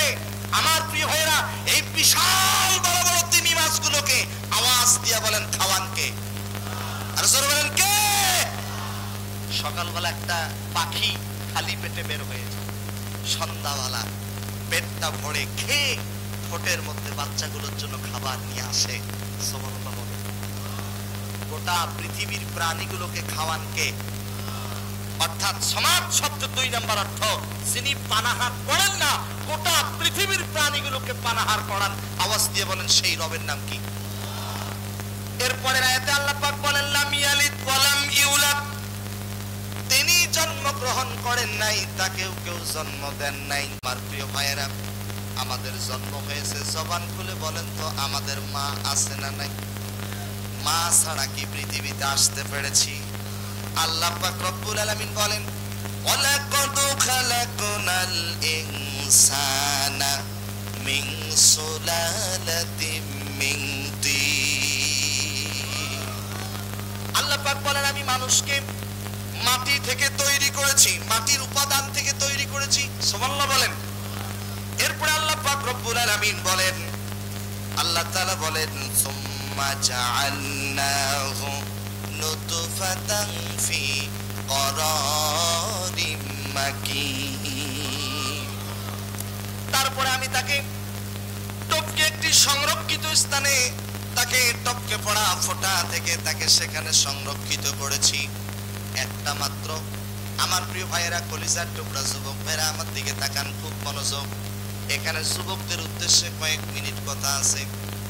এক ফোঁটা নাপাক পানি দ্বারা আল্লাহ পাক রব্বুল আলামিন আপনাকে আমাকে তৈরি করেছে। মায়ের পেটের মধ্যে আল্লাহ পাক কিভাবে তৈরি করলেন? এক ফোঁটা নাপাক পানি দ্বারা আল্লাহ পাক রব্বুল আলামিন আপনাকে আমাকে সৃষ্টি করেছেন। আল্লাহ পাক রব্বুল আলামিন বলেন সুম্মা খালাকনান নুতফাতা আলাকাতান ফাখালাকনাল আলাকাতা মুদগাতান ফাখালাকনাল মুদগাতা ইযামা ফাকাসাউনাল ইযামা লাহমা সুম্মা আনশা'নাহু খালকান আখার ফাতাবারাকাল্লাহু আহসানুল খালিকিন। আর একটু জোরে বলেন আল্লাহু আকবার। আল্লাহ রাব্বুল আলামিন এরপর সেই এক ফোঁটা নাপাক পানি থেকে জমাট রক্তপিণ্ডে আল্লাহ পাক পরিণত করেছেন। এরপরে এক ফোঁটা জমাট রক্ত থেকে, রক্তপিণ্ড থেকে আল্লাহ পাক তাকে মাংসপিণ্ডে পরিণত করে দিয়েছেন। এরপরে মাংসপিণ্ডে আল্লাহ পাক অস্থি পঞ্জর স্থাপন করেছেন। এরপরে অস্থি পঞ্জরকে আল্লাহ পাক গোশত দিয়ে ঢেকে দিয়েছেন। গোশত দিয়ে কত সুন্দর করে অস্থি পঞ্জর গুলো আল্লাহ পাক ঢেকে দিয়েছেন। এরপরে আল্লাহ পাক রব্বুল আলামিন বলেন ও বান্দারা, যে মায়ের পেটের মধ্যে তুমি বড় হয়েছো, ওই মায়ের পেটের মধ্যে আমরা সবাই মায়ের পেটের মধ্যে ছিলাম। এরপরে আল্লাহ পাক আস্তে আস্তে করে ওই মায়ের পেটের মধ্যে আপনাকে আমাকে বড় করেছেন। আমার কলিজার টুকরা যুবকেরা আমার দিকে তাকান। একটা সন্তান যখন মায়ের পেটের মধ্যে চলে আসে, সন্তানের পা গুলো থাকে মায়ের কলিজার দিকে, মাথাটা থাকে মায়ের জরায়ুর দিকে। সন্তানটা মায়ের পেটের মধ্যে আস্তে আস্তে করে বড় হয়। 1 ইঞ্চি, 1.5 ইঞ্চি, 1.25 ইঞ্চি, 2 ইঞ্চি আস্তে আস্তে করে বড় হতে থাকে। মায়ের কলিজাটা চাপ দিতে দিতে উপরের দিকে উঠতে থাকে। সন্তানটা যখন মায়ের পেটের মধ্যে পাটা একটু নড়ায়, সরাসরি দুঃখিনী মায়ের কলিজায় লেগে যায়। মা দুঃখিনী সহ্য করতে পারে না। এক একটা সন্তান মায়ের পেটের মধ্যে লাথি যদি নাও মেরেছে, 5000-এর অধিক লাথি মেরেছে। তবে 3টা লাথি এমন ভাবে দিয়েছি জীবনেও কোনোদিন কোনো মা বলতে পারে না। আমার ডানে বামে সামনে পেছনে যারাই বসে আছি, মায়ের পেটের মধ্যে 5000-এর অধিক লাথি দিয়ে পৃথিবীতে আসছি।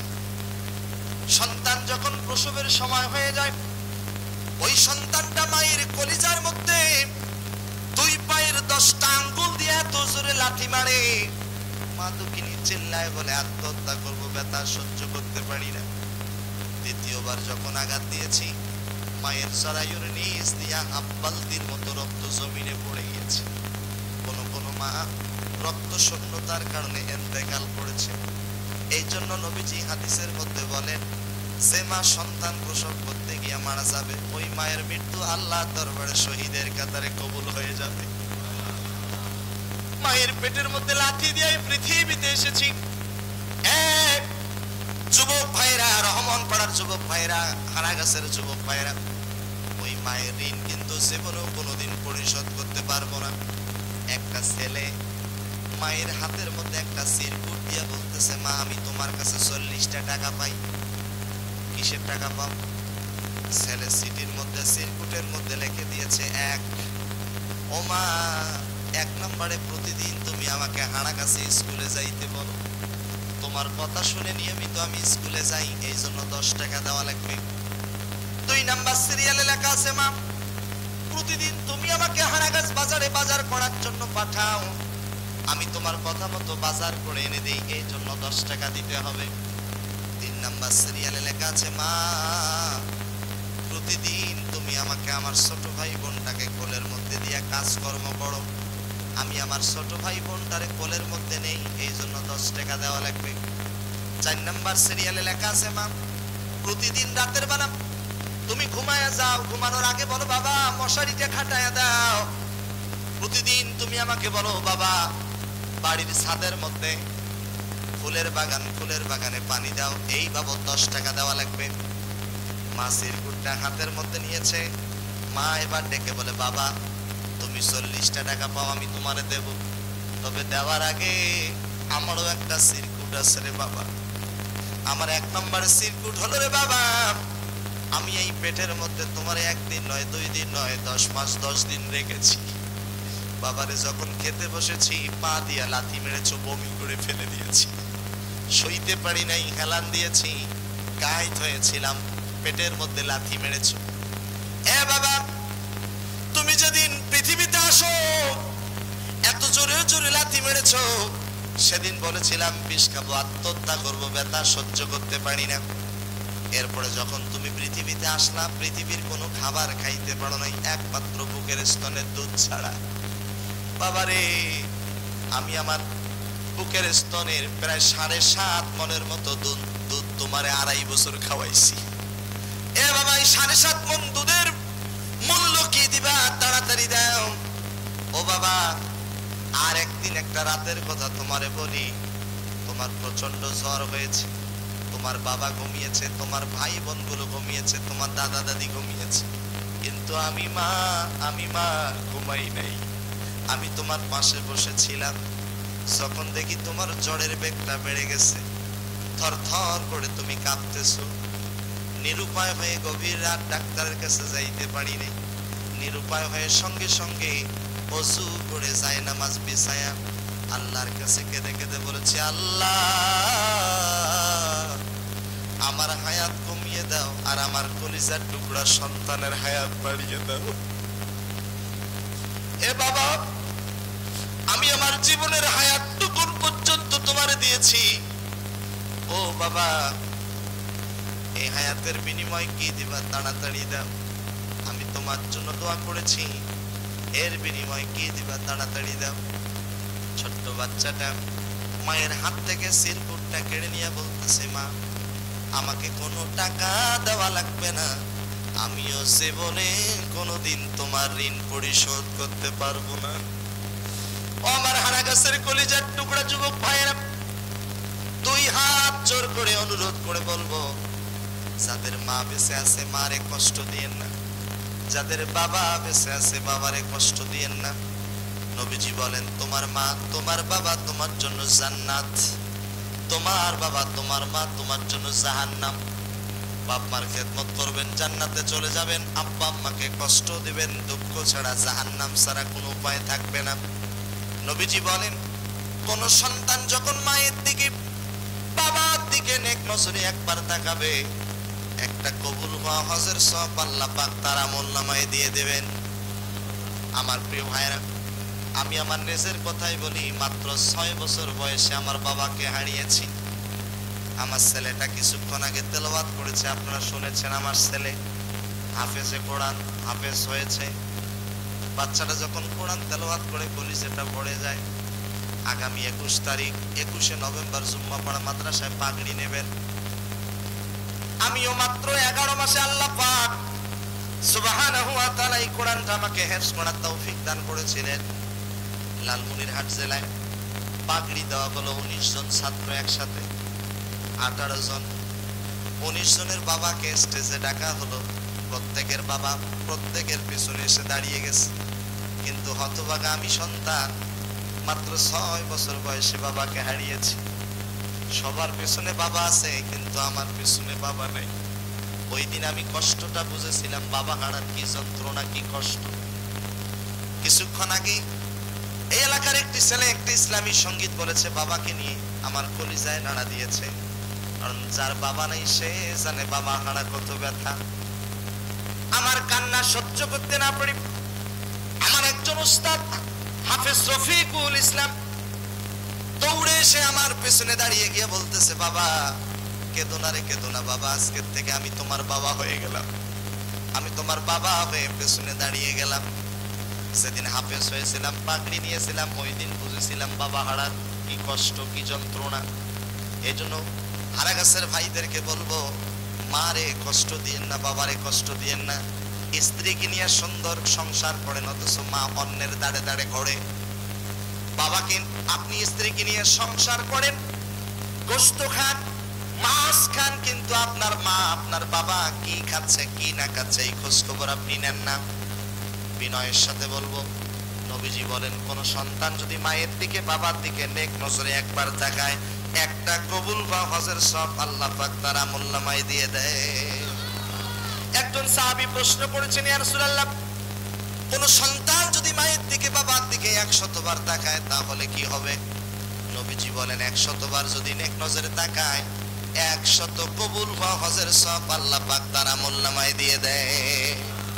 আল্লাহ পাক রব্বুল আলামিন বলেন, ওয়াকাদা রাব্বুকা আল্লা তা'বুদু ইল্লা ইয়াহু ওয়া বিল ওয়ালিদাইনি ইহসানা ইম্মা ইয়াবলুগান্না ইনদাকাল কিবারা আহাদুহুমা আও কিলাহুমা ফালা তাকুল লাহুমা উফফিন ওয়ালা তানহারহুমা وقل لهما قولا كريما واخفض لهما جناح الذل من الرحمة وقل رب ارحمهما كما ربياني صغيرا পড়েন না আপনারা, رب ارحمهما كما রব্বায়ানি সগীরা। আল্লাহ তাআলা বলেন, ওই মা বাবাকে ধমক দিয়ে কথা বলিও না, উচ্চ স্বরে কথা বলিও না, ওই মা বাবাকে উফ শব্দটা পর্যন্ত বলো না। অনেক স্বামী আছে স্ত্রীর কথা শুনে মারে খাবার দেয় না, আছে না? এরকম কিছু নারী আমাদের সমাজে আছে না নাই?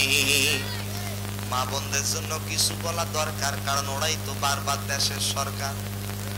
তবে আমরা সিদ্ধান্ত নিয়েছি, এত পুরুষ থাকতে আর কোন নারী প্রধানমন্ত্রী দেখতে চাই না। একমত আছে? আল্লাহ তাআলা কবুল করুন, জোরে বলেন আমিন। বাংলাদেশে কি পুরুষের অভাব? যে দলই ক্ষমতায় যাক, আমরা চাই আগামীতে প্রধানমন্ত্রী হোক একজন পুরুষ। কথা বলেন না কেন? আমাদের কোনো আপত্তি নাই, কারণ এটা পলিটিক্যাল কোনো মিটিং নয়, পলিটিক্যাল কোনো কথাও বলতে চাই না। আমার প্রিয় ভাইরা, মনোযোগ দিয়ে কথাগুলো শুনতে হবে। যারাই যান, পুরুষ যান, বলেন না ইনশাআল্লাহ? আরেকটু জোরে বলেন ইনশাআল্লাহ। মা বোনদের ব্যাপারে যদি 2-3 মিনিট বলি, আপনাদের কি কষ্ট হবে? মন খারাপ হবে? নেককার স্ত্রী হতে গেলে 4টা গুণ অর্জন করতে হবে। নেককার স্বামী হতে গেলে 4টা গুণ অর্জন করতে হবে। সুবহানাল্লাহ বলেন। নেককার স্ত্রী হতে গেলে কয়টা গুণ অর্জন করতে হবে? 1 নম্বরে, পর্দার আড়ালের যে মা বোনেরা বসে আছেন, একটু মনোযোগ দিয়ে শুনতে হবে। স্বামী যখন আপনার দিকে তাকাবে, আপনি স্বামীর দিকে তাকায় একটা মুস্কি হেসে দিবেন। স্বামী যদি আপনার হাসি দেখে স্বামীও হেসে ফেলে। আর স্বামীর যদি 2টা দাঁত বের হয়ে যায়, 2টা কবুল হওয়া হজের সব আল্লাহ পাক ওই স্ত্রীর আমলনামায় দিয়ে দেবে। আরেকটু জোরে বলেন। আজকে বাড়িতে গিয়ে দেখবেন আপনাদের স্ত্রী 32টা দাঁত বের করে হাসবে, কারণ 32টা দাঁত যদি দেখেন 32টা কবুল হওয়া হজের সব আল্লাহ পাক তারা মূল্যময় দিয়ে দেবেন। একটু জোরে বলেন না আল্লাহু আকবার। স্বামীর দিকে তাকায় মুস্কি হেসে দিতে হবে। 2 নম্বরে আমার মা বোনেরা, আমার পর্দানিশীনা মা বোনেরা, স্বামী যে কাজে খুশি হয় সেই কাজে স্ত্রীকেও খুশি হওয়া লাগবে। পৃথিবীতে প্রত্যেকটা স্বামী খুশি হয় তখন মা বাবাকে একসঙ্গে নিয়ে খাওয়া দাওয়া করে যখন। কিন্তু আমাদের সমাজে কিছু জল্লাদ মার্কা মহিলা আছে, তারা শাশুড়িকে সহ্য করতে পারে না, শ্বশুরকে সহ্য করতে পারে না। কথা কন না কেন? অবশ্যই এরকম মহিলা মনে হয় হারা গেছে নাই। 3 নম্বরে স্বামী যখন যেটা আদেশ করবে মেনে নিতে হবে, যদি জায়েজ হয় মেনে নিতে হবে। 4 নম্বরে স্বামীর যতটুকু ইনকাম আছে এই ইনকামের উপরে আপনাকে সন্তুষ্ট থাকতে হবে। আল্লাহ তাআলা মেয়েদেরকে এই 4টা গুণ অর্জন করার তৌফিক দান করুন। তবে 4 নম্বর পয়েন্টে আরেকটা কথা না বললেই নয়, স্বামীর ইনকাম হলো 25,000। আমাদের সমাজে এমনও স্ত্রী আছে ওর বিউটি পার্লারে প্রতি মাসে লাগে 30,000। কথা বল না কেন? এত কাদা মাটি মেখে কি লাভ? কত সুন্দর সুন্দর রমণীর চেহারার মেয়েরা অন্ধকার কবরে শুয়ে আছে, তাদের হাড় হাড্ডি পর্যন্ত নাই। কথা বলেন আমার যুবক ভাইয়েরা, নেককার স্বামী যদি হতে চান 4টা গুণ অর্জন করতে হবে। 1 নাম্বার, স্ত্রীর প্রশংসা করা লাগবে। নবীজি সাল্লাল্লাহু আলাইহি ওয়াসাল্লাম সব সময় স্ত্রীদের প্রশংসা করতেন, রান্নার প্রশংসা। মা খাদিজা, আম্মা জান আয়েশা রান্নার প্রশংসা করতেন। সুবহানাল্লাহ বলেন। স্ত্রীর রান্নার প্রশংসা করা সুন্নাত। সুবহানাল্লাহ বলেন। আরেকটু জোরে বলেন। স্ত্রী যদি কালো হয় মাঝে মাঝে ডায়লগ দিবেন, নদীর পানি ঘোলায় ভালো, জাতের মেয়ে কালোই ভালো। দেখবেন ফুলে যাবে, আদর বেড়ে যাবে। সুবহানাল্লাহ বলবেন না? আরেকটু জোরে বলেন। স্ত্রী একটু মাঝে মাঝে প্রশংসা করবেন, রান্না করবে মাঝে মাঝে বলবেন, আহ অসাধারণ, তুমি এত সুন্দর রান্না করতে পারো। এই কথা শুধু বলবেন, দেখবেন আগের দিন আপনার রান্না করে খাওয়াইছে 2 প্রকার তরকারি, পরের দিন 5 প্রকার আইটেম রান্না করবে। শুধু প্রশংসা করবেন। আল্লাহ নবী আম্মা জান আয়েশা মা খাদিজার রান্নার প্রশংসা করতেন। এক লোক এই ওয়াজ শুনে গিয়া বাড়িতে খাইতে বসে, আর খাইতে বসেই মুস্কি মুস্কি হাসে। স্ত্রী বলে, হাসো কেন? তোমার রান্নাটা খুব সুস্বাদু হয়েছে। স্ত্রী বলে, 10 বছর সংসার করলাম, একদিনও তুমি রান্নার প্রশংসা করলে না, আজকে করতেছো, কারণটা কি? স্বামী বলে, দেখো আজকে কিন্তু ওয়াজ শুনে আসছি, স্ত্রী রান্নার প্রশংসা করা লাগবে।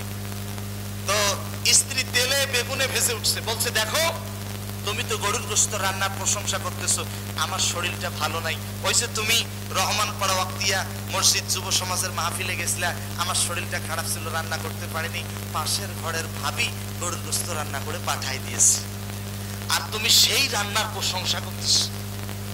কথা বুঝেন নাই মনে হয়? এই জন্য প্রশংসা করতে গেলে একটু ভেবে চিন্তে করবেন, না হলে আবার বিপদে পড়া লাগবে। আমার প্রিয় ভাইরা, 1 নম্বরে স্ত্রীর প্রশংসা করতে হবে। 2 নম্বরে স্বামী স্ত্রী হলো পোশাকের মতো। স্ত্রী যদি কোনো পোশাক যেমন শরীরকে ঢেকে রাখে, স্ত্রী যদি কোনো দোষ পান ঢেকে রাখবেন, অন্যরে বলা যাবে না, অন্যরে বলা যাবে না। স্ত্রীকে হিকমতে শাসন করবেন। 3 নম্বরে, আমার পর্দা নিশিনা মা বোনের একটু মনোযোগ দিয়ে শুনতে হবে, কলিজার টুকরা যুবক ভাইয়েরা, স্বামী স্ত্রীর ভরণ পোষণের লজ্জা স্থান হেফাজতের দায়িত্ব নেওয়া লাগবে। স্ত্রী যখন যেটা পোশাকের প্রয়োজন বুঝিয়ে দিতে হবে, লজ্জা স্থান হেফাজতের দায়িত্ব নেওয়া লাগবে। স্ত্রীর মা বাবা অর্থাৎ শ্বশুর শাশুড়িকে সম্মান জানাতে হবে। আল্লাহ তাআলা আমাদের সবাইকে নেককার পুরুষ হওয়ার তৌফিক দান করুন। জোরে বলুন আমিন। তবে আজকে যত মা বোন এসেছে, মা বোনদের জন্য একটা মেসেজ হলো, 7 প্রকার নারী কখনো জাহান্নামে যাবে না। জাহান্নামে যাবে ইহুদি মহিলাদের 7টা বৈশিষ্ট্য। কয়টা বৈশিষ্ট্য? 7টা বৈশিষ্ট্য। এই 7টা বৈশিষ্ট্য যদি কারো মাঝে থাকে, জাহান্নাম ছাড়া কোনো উপায় থাকবে না। 1 নম্বরে হলো আন্নানা, যে মহিলা বেশি বেশি চায়, 2 নম্বরে হলো মান্নানা, যে মহিলা উপকার করে খোটা দেয়। 3 নম্বরে হলো কান্নানা, যে মহিলা আমিত্ব প্রকাশ করে অহংকার করে, চেহারার অহংকার করে, বংশ মর্যাদার অহংকার করে। 4 নম্বরে হলো হান্নানা, যে মহিলা স্বামীকে দিয়ে খেদমত করায়। 5 নম্বরে হলো হাত্তাকা, যে মহিলা স্বামীর পছন্দকে গুরুত্ব দেয় না, দেবরের পছন্দকে গুরুত্ব দেয়। রংপুর থেকে স্বামী একটা শাড়ি কিনে নিয়ে আসছে, স্ত্রী পছন্দ করে না, স্বামীর পছন্দকে যে মহিলা গুরুত্ব দেয় না, ওই মহিলার বৈশিষ্ট্য হলো ইহুদি মহিলার বৈশিষ্ট্যের মতো। 6 নম্বরে হলো সাত্তাকা, যে মহিলা স্বামীকে অবৈধ পথে ইনকাম করার জন্য উদ্বুদ্ধ করে, স্বামীকে ঘুষ খাইতে বাধ্য করে, সুদের উপর টাকা ছেড়ে দিতে বাধ্য করে।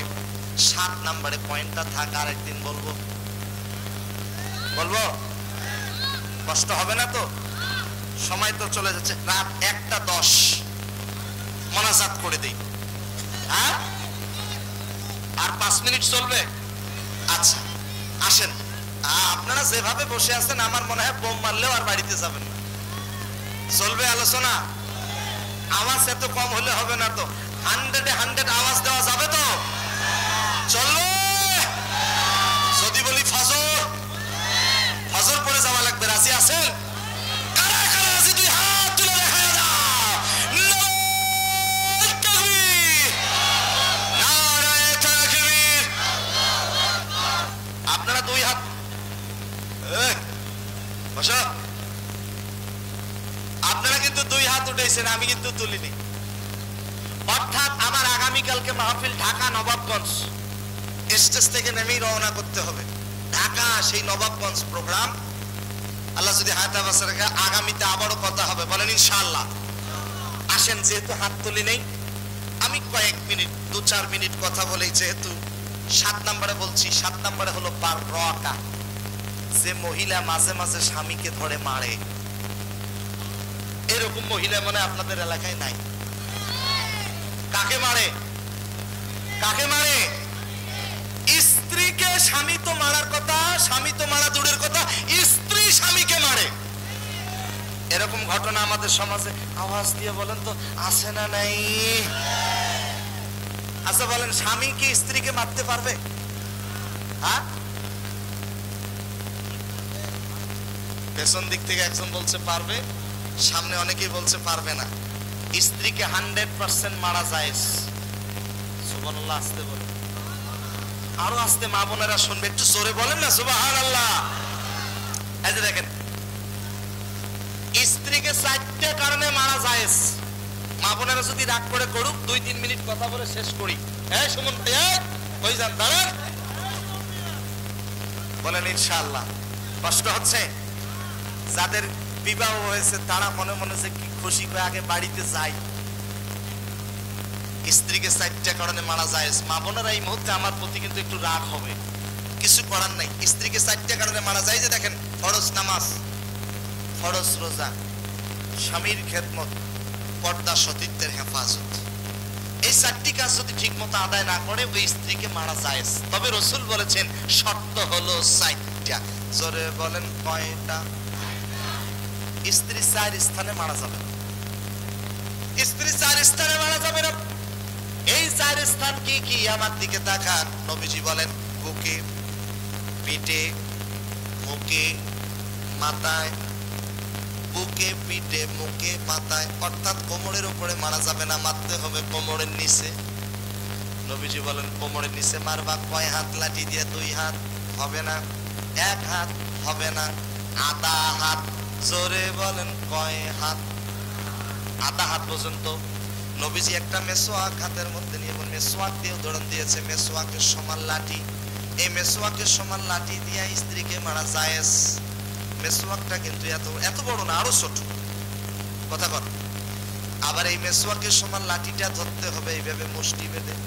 কেউ যদি চালাকি করে লাঠি লম্বা করার জন্য গ্লাসের মাথা দিয়ে ধরে, তাহলে কিন্তু হবে না। ধরতে হবে মুষ্টি বেঁধে, মারতে হবে কোমরের নিচে। নবীজি বলেন, এত আস্তে আস্তে করে মারবা যাতে স্ত্রীর কোমরের নিচে কোনো প্রকার আঘাত জনিত দাগ না পড়ে। এইগুলা থেকে না মারাই ভালো। কথা কন না কেন? এই মুহূর্তে মা বোনেরা খুব খুশি যে হুজুর বলছে, ভালোই বলছে, এইভাবে মাপতে হবে। এই দেখেন মেসওয়াকের সময় লাঠি দিয়ে কোমরের নিচে আলতো আলতো করে। এই ওয়াজ করতেছিলাম ভারতে, কলকাতায়। এক যুবক মাঝখান থেকে উঠে বলে, হুজুর একটা ফতোয়া জানতে চাই। আমি বললাম কি ফতোয়া, তাড়াতাড়ি বলো। বলছে, হুজুর এই ওয়াজ তো জীবনে কোনোদিন শুনি নাই, আপনি বাংলাদেশ থেকে আসছেন, আপনার মুখ দিয়ে শুনলাম যে মেসওয়াকের সময় লাঠি দিয়ে মারা যায়। তো হুজুর এই মেসওয়াকের সময় লাঠি দিয়ে কোমরের নিচে এইভাবে মারলে তো লাগবে না, তো এইভাবে ঘুতে যাবে কিনা? দেখেন বাঙালি কত চালাক, এরপর ফতোয়া খোঁজে কিভাবে স্ত্রীকে মারা যায়। আল্লাহ হেফাজত করুন, একটু জোরে বলেন না আমিন। আমি বললাম ভাই এই ফতোয়া আমি দিতে পারবো না, আল্লাহ হেফাজত করুন, একটু জোরে বলেন না আমিন।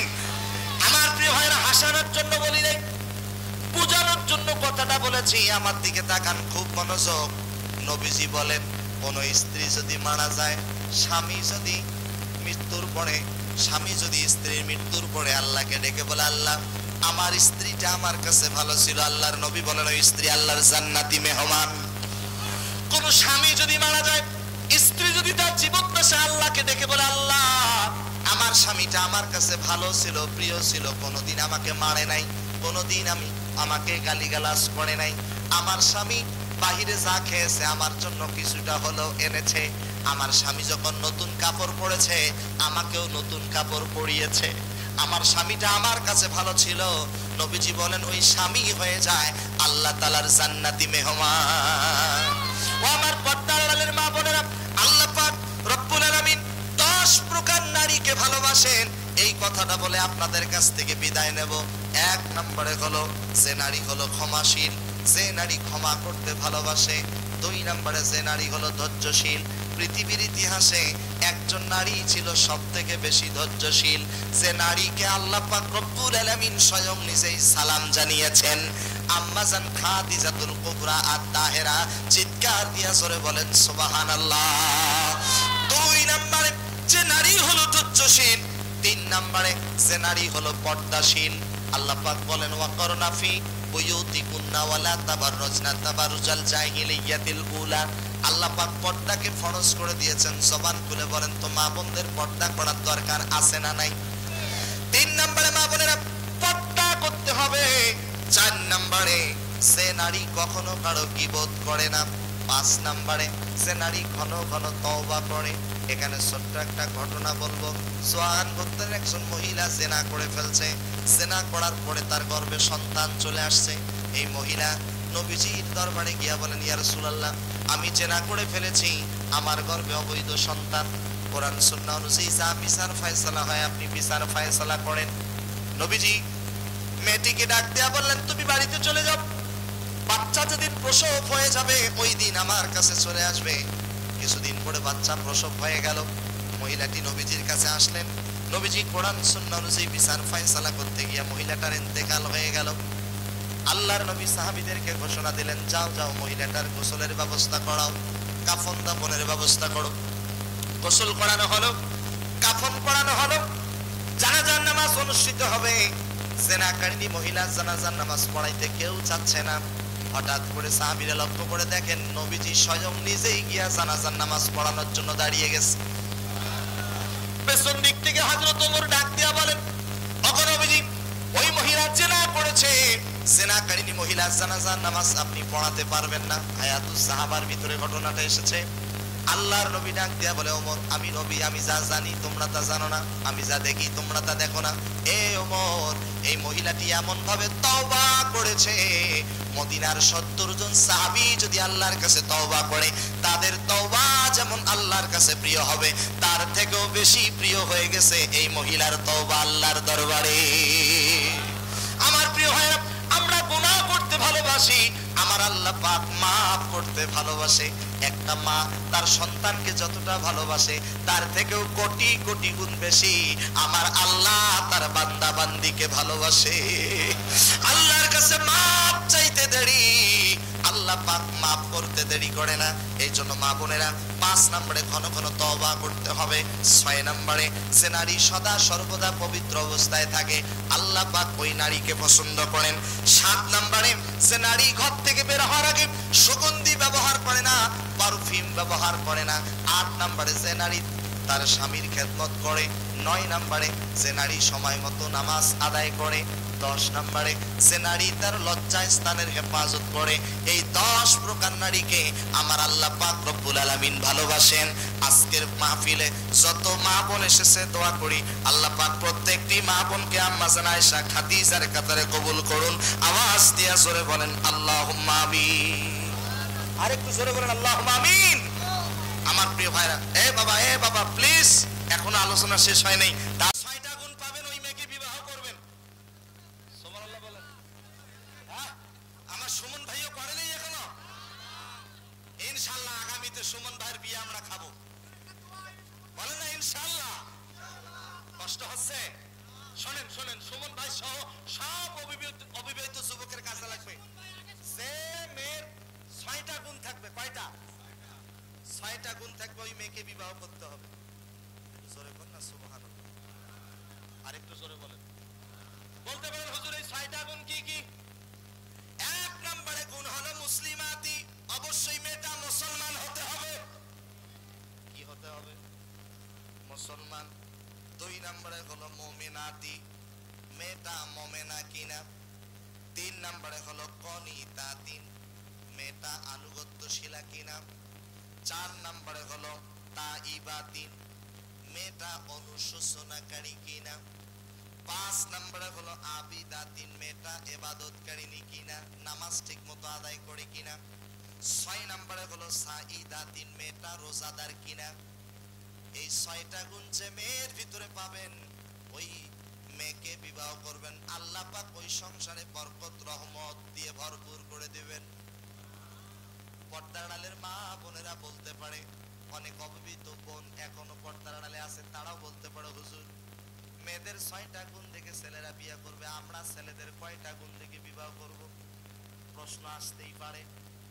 মা বোনদেরকে বলিও, আমার পর্দার আড়ালের বোনেরা, সেই ছেলের ভিতরে 2টা গুণ পাবেন, ওই ছেলেকে বিবাহ করবেন। নবীজি বলেন ওই সংসারটা আল্লাহ পাক রহমত দিয়ে আবু তাআলার গাব।